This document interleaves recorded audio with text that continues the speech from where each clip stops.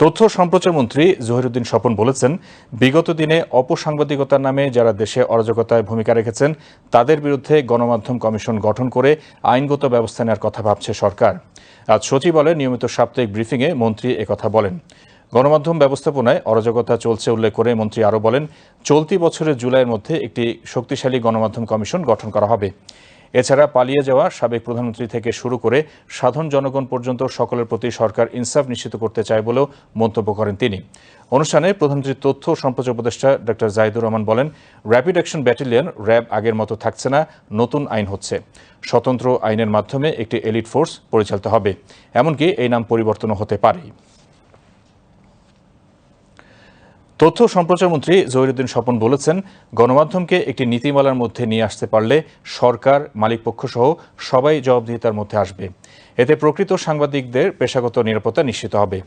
মন্ত্রী আজ Dhaka reporters unity ডিআরইউতে সংগঠনের 2 জন প্রয়াত সদস্যের পরিবারকে ইন্স্যুরেন্সের চেক হস্তান্তর অনুষ্ঠানে এসব কথা বলেন। ডিআরইউর সভাপতি আবু সালে আকনের সভাপতিত্বে অনুষ্ঠানে ন্যাশনাল লাইফ ইন্স্যুরেন্সের চেয়ারম্যান তোফাজ্জল হোসেন, ব্যবস্থাপনা পরিচালক মোহাম্মদ কাজিবউদ্দিন এবং ডিআরইউর সাধারণ সম্পাদক মাইনুল হাসান সোহেল বক্তব্য রাখেন। অনুষ্ঠানে তথ্য সম্প্রচার মন্ত্রী বলেন, সাংবাদিকদের সুরক্ষায় ডিআরইউর মতো সংগঠনগুলোর কাজ প্রশংসার দাবি রাখে।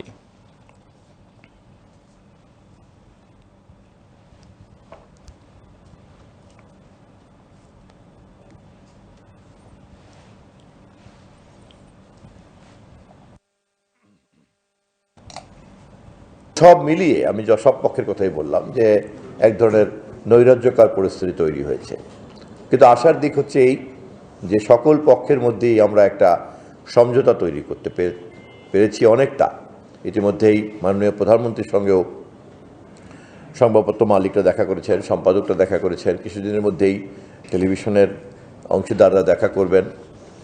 তথ্য মন্ত্রণালয়ের পক্ষ থেকে আমরা একের পর এক অংশীদারদের সঙ্গে কথা বলছি, সাংবাদিকদের সঙ্গে তো নিয়মিতই কথা হচ্ছে। যখনই আমরা এটাকে একটা আধুনিক গণমাধ্যম কমিশনের অধীনে বিধিবিধান এবং নিয়মনীতির মধ্যে নিয়ে আসতে পারবো, তখনই কোনো পক্ষই কোনো পক্ষকে আর এক্সপ্লয়েট করতে পারবে না।